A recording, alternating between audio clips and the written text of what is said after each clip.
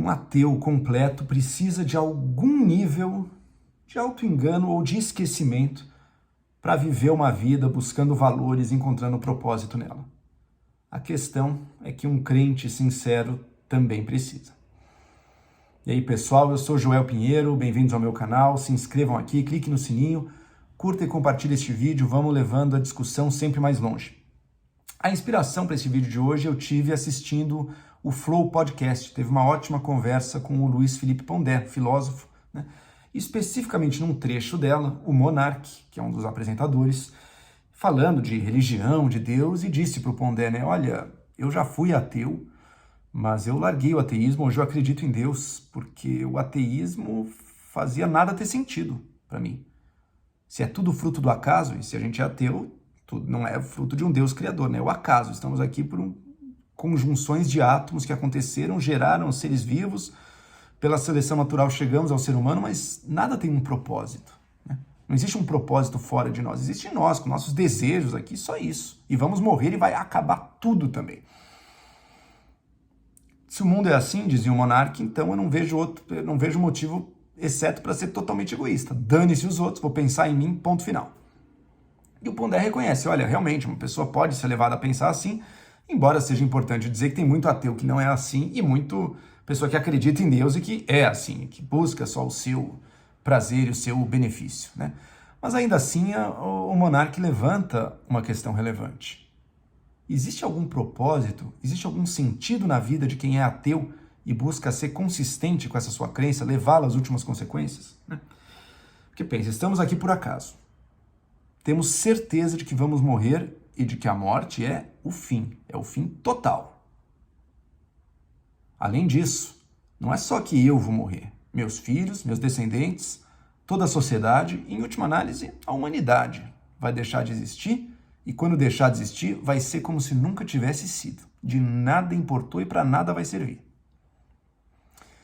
Sendo assim, existe algum propósito para viver? Eu dou um passo até além do Monark. Eu acho que essa consideração da morte, do fim, do nada, ela acaba corroendo até essa busca egoísta pelo próprio bem, que o Monark fala, não, eu só buscaria os meus interesses, mas mesmo os seus interesses, você quer subir na carreira, para quê? Criar um projeto, buscar reputação entre as outras pessoas, ser uma pessoa admirada, isso importa para alguma coisa? Claro que não vai servir para nada, que você vai terminar no mesmo lugar de todos os outros. Uma coisa sobra, né? O prazer físico puro. Mas esse prazer físico, quer dizer, ele satisfaz por alguns segundos ali, por algum tempo, ele cansa logo também. E a vida fica só isso, uma hora mesmo essa busca de prazer se torna sem sentido. O que eu vejo como uma consequência lógica possível do ateísmo, portanto, um degrau, ok, é o total egoísmo, mas num degrau seguinte, eu acho que mesmo esse egoísmo acaba levando para a paralisia, para o niilismo total de dizer, olha, nada faz sentido, mesmo a busca do prazer não satisfaz e não leva a nada. E, portanto, o ateísmo levaria a uma paralisia total e de negação da própria vida, né? Agora é fato, a imensa maioria dos ateus, a quase totalidade dos ateus, não vive assim. Pelo contrário, busca seus objetivos e outra, pensa nos outros também. Pensa nos seus filhos, pensa na sociedade, pensa em fazer o bem para os outros, assim como qualquer pessoa com religião. O que está acontecendo aí? Olha, eu diria o seguinte, eu diria que ao viver a sua vida normal, a sua vida cotidiana, uma pessoa que é ateia, ela esquece um pouco disso. E eu vou pensar aqui no meu caso, porque eu não sou rigorosamente um ateu, porque um ateu é alguém que afirma, né? Não tem Deus. Realmente a morte será o fim. Existem os átomos e pronto. Isso é a realidade.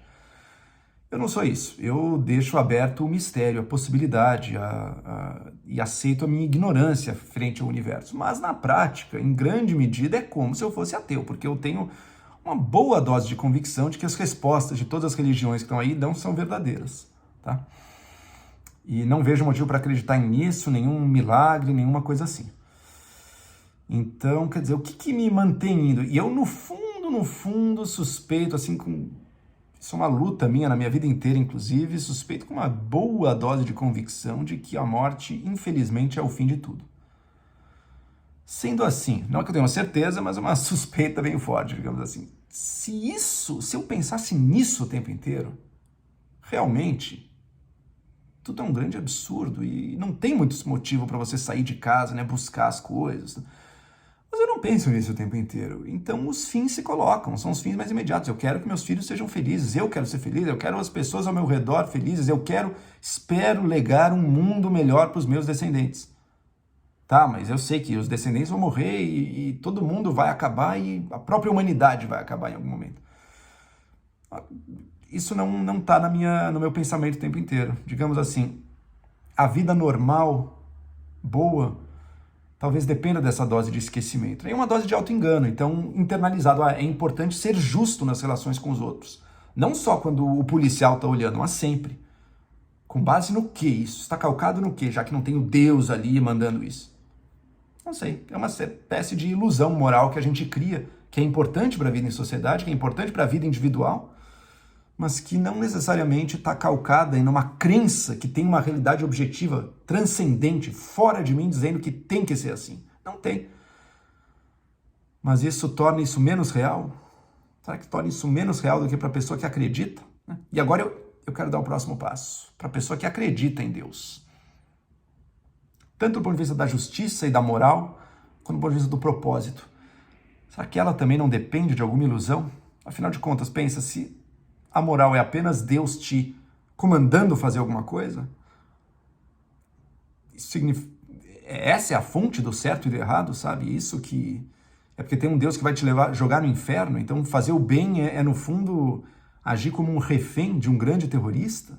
Não é assim que as pessoas pensam, né? As pessoas que acreditam em Deus. Eu já fui, eu sei como é ser um crente. Em nenhum momento você pensa nesses termos, senão Deus seria um grande demônio, não é isso que faz você. Então não é porque tem um Deus ali fora que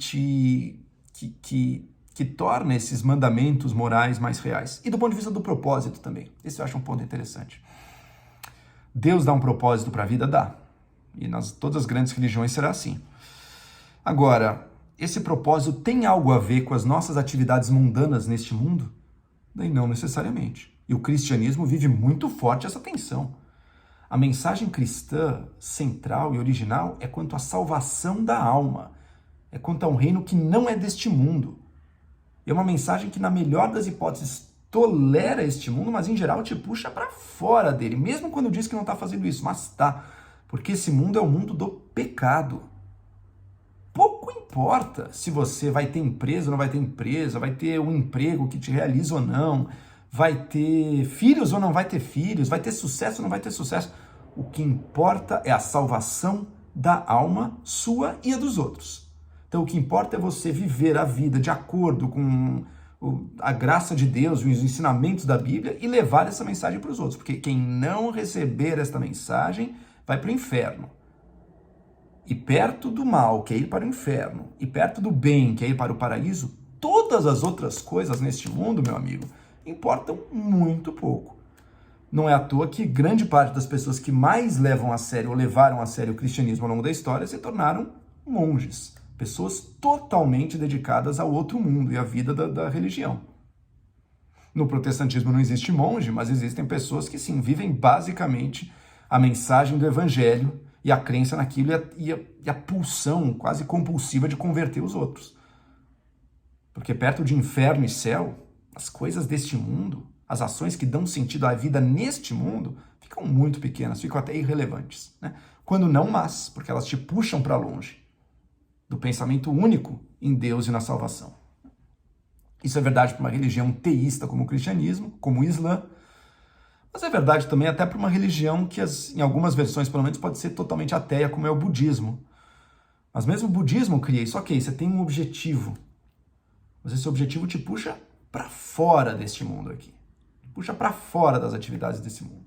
E sim, eu sei, mesmo o cristianismo que sempre mais falou comigo é um cristianismo que busca viver neste mundo. Não viver como monte, mas viver neste mundo, essas realidades, o trabalho, a família.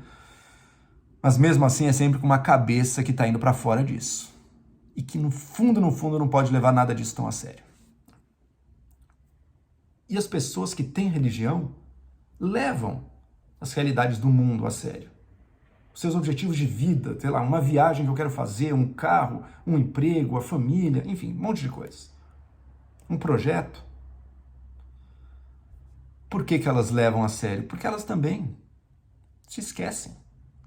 Elas se esquecem da urgência absoluta da salvação, de acordo com a mensagem dos cristãos originais, inclusive, que viviam à espera do fim do mundo, ao juízo final, era isso. Não tinha preocupação com o mundo. São Paulo até dizia, olha, melhor seria se vocês nem se casassem. Tá bom, vai, você não aguenta, se casa lá, mas o melhor é nem isso. Viviam a esperança desse outro mundo. Às vezes até acreditando que o mundo ia acabar. Hoje em dia os cristãos em geral não vivem assim, vivem a vida normal. Como viviam, vamos ser sinceros, pagãos em todo o tempo. Porque se esquecem da urgência e da centralidade da mensagem também. Ou seja, tanto ateus quanto crentes, no fundo, para a nossa vida normal, esquecem um pouco disso. Esquecem um pouco, seja do nada ou seja do Deus absoluto. Porque se é o nada, então o mundo não faz sentido nenhum. Se é o Deus absoluto, então este mundo, que é o relativo, que é o finito, é muito, muito pouquinho também. O tipo de religiosidade que afirma este mundo é justamente uma religiosidade que não foca tanto assim na bondade absoluta de Deus e na salvação da alma acima de tudo, né, e do risco do inferno. É um tipo de religiosidade que, digamos, está um pouco mais a serviço do homem. E que nem por isso é ruim. Uma religiosidade que infunde sentido nesta vida, mas que também não exige você a sacrificar essa vida em nome da próxima. Né? E muitas pessoas vivem isso. Podem ser cristãs, podem ser ateias, mas que no fundo sentem isso e vivem com relação a isso, ou podem ter uma espiritualidade mais difusa, até como é comum hoje em dia. Hoje em dia, cada vez menos pessoas são fervorosos seguidores de algo, ou também ateus, convictos, completos. Vivem no meio do caminho, meio difuso, um pouco inconsistente, né? Mas que é o bastante para dar sentido a este mundo, sem fazer com que este mundo se torne irrelevante próximo da eternidade. Né? É um tipo de trazer para este mundo um pouco a importância e algum sentido sagrado para ele. Um meio do caminho, eu diria. Né? É um tipo de religiosidade que cumpre essa função que a gente quer que ela cumpra, dê sentido para a existência. Faça a nossa vida ter propósito. Faça as nossas intuições sobre justiça, sobre o bem, sobre sonhos, sobre aspirações. Faça tudo isso ficar minimamente coeso. Né? É compatível, inclusive, com éticas e ideologias políticas. Uma ética de um humanismo secular, uma ideologia política de uma revolução, de uma utopia. Mas eu não posso estar todo o tempo pensando que, e depois dessa utopia? Vem o nada? Ou vem o céu? Em ambos esses casos, a utopia perde muita importância, né? O mundo melhor aqui nesse universo. Mas a gente, de fato, a gente esquece. Esse esquecimento é essencial. Esse esquecimento e essa inconsistência. Porque a pessoa, de um lado, é ateia ou então é religiosa, mas ela gera uma inconsistência nela para poder viver plenamente neste mundo aqui. Né? O que preserva esse mundo, digamos, acho que mais do que qualquer crença religiosa, é uma esperança e um espaço para o mistério. De algum jeito que a gente não entende bem, esse mundo não pode ser tudo, porque se ele for tudo, ele não vai ser nada. Mas não sendo tudo, ele também não pode ser comparado com um infinito absoluto que é infinitamente maior que ele. Ou seja, vivemos em meio a mistérios, não entendemos muito bem, isso aqui importa. Isso aqui não é tudo, mas isso aqui importa. E daí a gente pode viver com valores transcendentes. Agora, Joel, você me pergunta, tá bom, mas... E essa pergunta filosoficamente relevante. Ok, as pessoas vão ter crenças religiosas ou não. Algumas crenças permitem que a pessoa viva melhor no mundo, outras não. Algumas crenças talvez levem ao fim da sociedade, outras não.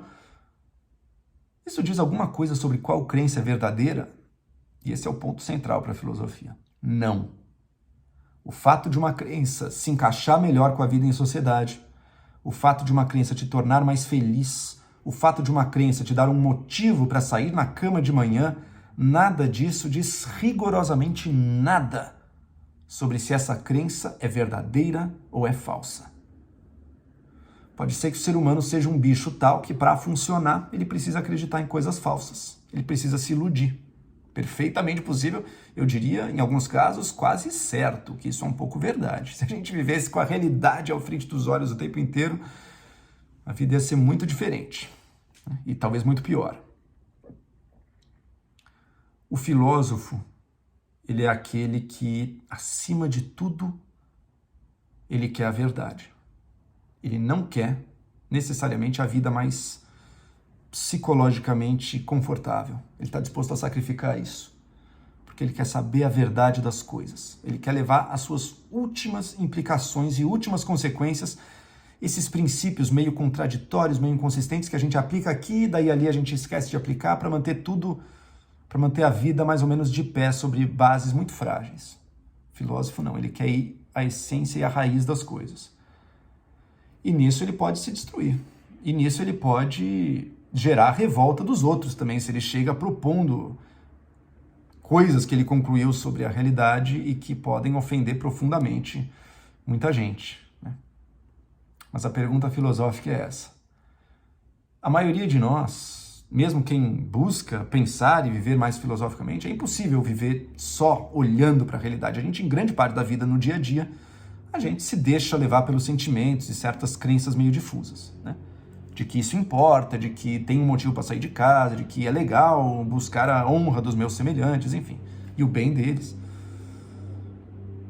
Mas há alguns momentos em que a gente é levado a refletir sobre as coisas em si, né? E para mim, pelo menos, esses momentos são essenciais. E nesses momentos, nada disso importa mais. Importa apenas saber o que é verdade ou não é verdade. E são nesses momentos que eu sou levado a considerar mais de perto o grande absurdo da existência, o aparente, pelo menos, absurdo da existência. Sem negar que, ok, minha ignorância e a minha razão é tão frágil que não dá para resolver essa questão, pelo menos eu não acredito nisso. Mas naquilo que eu posso ver, me parece que o homem é só um bicho e que a realidade são os átomos e que a nossa vida vai passar e vai ser como se nunca tivesse sido. Não é fácil contemplar isso diretamente, mas é o que me parece, pelo menos, mais real. Agora, na minha vida prática, isso some. A força do ser humano é justamente que ele precisa de crenças, mas ele não é muito bom, ele não precisa ser totalmente consistente e coerente nessas suas crenças. Nenhum de nós, nem o ateu, nem o crente. A vida segue apesar deles. E se a gente tentasse ser 100% coerente, daí a gente provavelmente produziria o inferno nesta terra aqui, para o indivíduo e para a sociedade. Condenados a sermos um pouquinho esquecidos, condenados a sermos um tanto inconsistentes, mas capazes de pensar além disso. Essa é a sina do ser humano.